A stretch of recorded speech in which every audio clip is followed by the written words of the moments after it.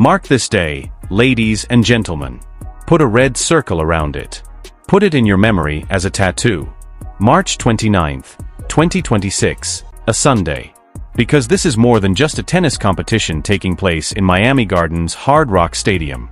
The professional women's tennis power structure is experiencing a massive earthquake. And in an attempt to keep up with a phenomenon they never anticipated, the establishment is completely stumbling over itself, and still don't entirely comprehend. I'll paint you a picture.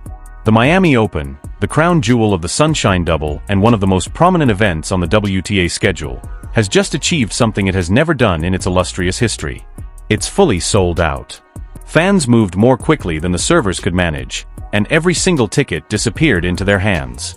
There is absolutely nothing left to sell, therefore the box office is closed. This is when things start to get interesting. The power brokers, schedule makers, and marketing professionals who oversee this sport find it quite uncomfortable. The global number one is not the cause of this exceptional demand that is shattering records. It's not the reigning champion. The Grand Slam veterans who have been accumulating awards and sponsorship deals for 10 years are not the ones. A 20-year-old left-hander from Quezon City, Philippines, is the reason every seat in that stadium complex is occupied. Her name is Alex Eala, and on Monday, March 16th, she achieved a career-high ranking of 29th in the world. Give that some thought. Give it some time to marinate. Let it test all of your preconceived notions about professional tennis. The main factor influencing ticket sales at a WTA 1000 event is a player seated 31st.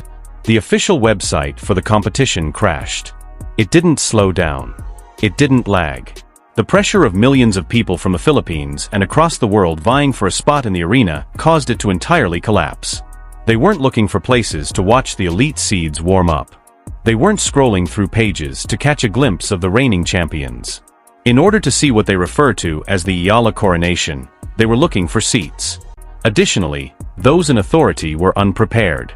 They're still not prepared. They are in a panic, looking for answers to an unexpected issue. Compared to players who have been household names for years, have appeared on magazine covers, and had seven-figure sponsorship portfolios, a player outside of the top 20 commands greater attention, enthusiasm, and raw gravitational star power. The rules of professional tennis are being rewritten in real time by the Eala effect. This moment did not appear out of thin air, so whether the establishment likes it or not, we must discuss how we got here. It didn't appear fully developed like a sporting miracle. The official WTA rankings fell just a day before the Miami draw was announced, and everyone in the tennis community became agitated. At the age of 20, Alex Eala, ranked 29th in the world, made her maiden appearance in the top 30. She did not wait for permission to enter the elite rankings by courteously knocking on their door. She gave it a kick. With the subtlety of a thunderclap, she declared her arrival. Her success in Indian Wells, when she devastatingly advanced to the round of 16, served as fuel for this ascent. And you are well aware of what transpired there if you were paying attention and keeping an eye on the important courts. One of the most anticipated rising talents in American tennis, Coco Gauff, ranked 4th in the world, faced her. A player who has been trained for success since youth. She also forced her to withdraw from the game. What Eala was bringing was too much for Gauff to handle. The pressure was too constant. The angles were too acute. There was just too much willpower and an unwavering refusal to give up even an inch. The tennis community was rocked by that outcome. It wasn't an anomaly. The day was not fortunate. It was proof of what the Pine Army had been yelling for months and what the supporters already understood. Alex Eala is neither a flash-in-the-pan moment, a wild-card aberration, nor a feel-good tale. She poses a real, indisputable, and serious threat to the status quo. This is where the story's business aspect becomes incredibly intriguing and, to be honest, embarrassing for the tournament organizers, who ought to have anticipated this. For Alex's games, the secondary ticket market is functioning at what can only be called stratospheric levels. We are discussing prices that would cause investment bankers to recoil. Corporate executives would be concerned about that. In the meantime, courts with top 10 players are finding it difficult to fill half of their seats. This is the portion that is keeping the WTA executives up at night. Go back and read that. Stadiums are half empty for the top 10 players. Only a standing room for the 31st seed players. Queues that are more than 100 meters long and wind across the concourses, similar to what we witnessed in Melbourne and Hong Kong but larger. With Alex Eala, everything is always larger. With each tournament, match, and forehand winner that is put on the line, the phenomena intensifies. According to reports, the tournament officials are frantically trying to figure out how to control the crowds. They had no idea that a young Filipino woman would draw more people than any other name on the marquee. She was not the focal point of their marketing plan. They didn't set aside security resources, since they thought she would be the main draw. And now, as the Pine Army, her fervently devoted fan group supported by 110 million Filipinos, turns Hard Rock Stadium into what is essentially a Philippine home court on American soil, they are playing catch-up and sending out urgent memos. However, the elite does not want to publicly admit this difficult reality that they discuss in text chains and private meetings. Friction results from this degree of focus. Actual friction. The kind that boils over in locker rooms and explodes in private, hushed grievances. The kind that, when the cameras aren't rolling, becomes resentful. According to reports, a number of the top 10 players are publicly dissatisfied with what they refer to as Eala-mania. They observe the prime-time court assignments and the practice schedules. They observe that a player ranked 31st receives greater media coverage, larger audiences, and louder applause than reigning champions who have given up years to get there. And it's making them completely insane. The entire complex's vibe shifts when Alex Eala practices. Every court, hallway, and area of the building is filled by a wall of sound produced by the Pine Army. It is impossible for other players to ignore. They are unable to get away from it. It goes after them. It is an unavoidable daily reminder that the tournament's gravitational center has moved in the direction of a 20-year-old whose name they were probably unable to spell 2 years ago and who they were not ready to respect. Aryna Sabalenka has observed. Coco Gauff has observed. All of the players in that draw have taken notice. There is no denying the dramatic change in fan loyalty. It must be painful for athletes who have spent years developing their identities and growing their fan bases through innumerable interviews and social media campaigns to see a newbie command this degree of commitment. It must burn. However, one specific matchup that the draw has produced is the source of the most tension, the collision path that has everyone clutching their breath. In the third round, EGAT, ranked third in the world, might be waiting for Alex. Additionally, you are familiar with the history of tennis if you have even a passing interest in the sport.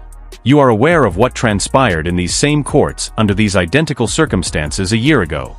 In March 2025, EGAT, the top-ranked player in the world at the time and the dominant force in women's tennis, was defeated in straight sets by Alex Eala, a relative nobody on the big stage at the time whose name was overlooked by analysts. Taken apart. That isn't exaggeration. Dramatic license is not what that is. That's exactly what took place. A left-hander who refused to be intimidated by fame or ranking methodically dismantled tech, the multiple Grand Slam winner and player everyone assumed would easily win another championship.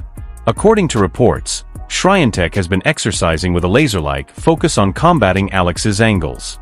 She's been researching tape.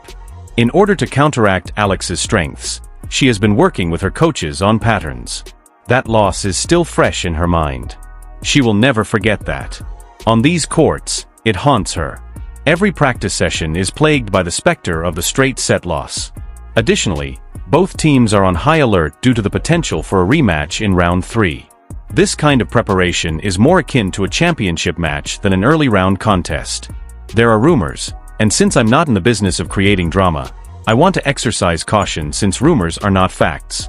However, there are rumors that some veterans want Alex to crumble under the pressure of expectations. The 390 ranking points she is defending from her run to the semi-finals the previous year are what they are referring to. They estimate that she will drop sharply from the elite top 30 back to somewhere in the 60s if she falters early and the strain gets too great. She would no longer be able to sit as a result. That would compel her to return to the minor courts, qualifications, and anonymity. However, the fact that Alex Eala is not playing for points is something that these veterans appear to be unable to comprehend. She's playing for a far bigger prize. She is competing for a top 20 mission that goes beyond individual competitions. I'll tell you about the weapon she made specifically for this campaign. The entire tour is taking notice of this metamorphosis. Alex Eala and Rafael Nadal shared the court at the Rafa Nadal Academy in Mallorca a few weeks prior to the start of the 2026 season.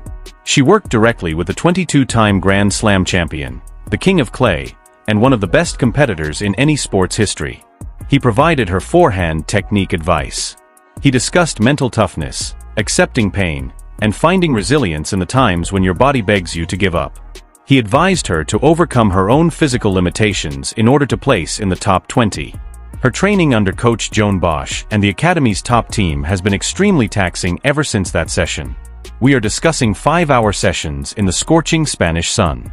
Inhuman endurance effort created especially for Miami Garden's intense heat and heavy humidity. She has been taking the ball earlier, rerouting it with surgical accuracy, and quickly switching from defense to attack. At Indian Wells, Coco Gauff was forced to withdraw due to the same tactical approach. In a match that put every fiber of her conditioning to the test, she outlasted world number 8 Jasmine Paolini in Dubai thanks to this same physical superiority. Outside of the top 10, her fitness levels are now regarded as the most dangerous. In their post-match interviews, other players bemoan the slow courts and the heavy air, but Alex Eala is designed to survive 3-hour marathons. Back in Spain, she particularly trained in Florida-like conditions to make sure her body wouldn't crumble under the strain of being the only one standing as the third set went past the 2-hour mark. Every opponent in her area of the draw should shudder after hearing what she shared with her 2 million social media followers. "I'm attempting to identify and surpass my boundaries." That is not a quote from a motivational poster. You don't put that on a coffee mug. That's a declaration of intent. That is a war declaration. That poses a risk. The stakes are not merely athletic, therefore let's now discuss the story's financial aspect. They are economically significant on a level rarely seen in a single player outside of the top 10 in the tennis world. Alex's popularity has grown to the point where billionaires are interested in him. There have been rumors that Bill Gates attended meetings regarding her long-term brand development and offered advice regarding her global academy effort. It remains to be seen if that becomes something tangible. However, this is the purpose. Her victories in Miami are worth more than just ranking points. It is a huge profit potential. Endorsement leverage is worthwhile. Global brand equity is valuable. She won't simply break into the top 20 if she holds onto her semi-final berth from the previous year or, even better, makes it to the final. She might break the 2026 record for the highest-paid Asian athlete. The tickets sold out because of this. There is more going on in the world than just tennis. The world is witnessing a young woman transcend the game itself and become a powerful economic force in her sport. However, this is the harsh math that makes this week so significant and puts even more pressure. A 52-week rolling ranking system is used by the WTA. Alex's 2025 semi-final run won her 390 points, which are set to disappear from the ledger. They are about to expire. The ranking damage will be disastrous if she loses early or struggles in the first few rounds. And the Queen of Quaison City is going to enter the courtroom and remind everyone of the reasons they need to pay attention and be terrified. This isn't only a competition. It's a coronation. Officially, the revolution has started. And if anyone in that draw has what it takes to stop is the only remaining question.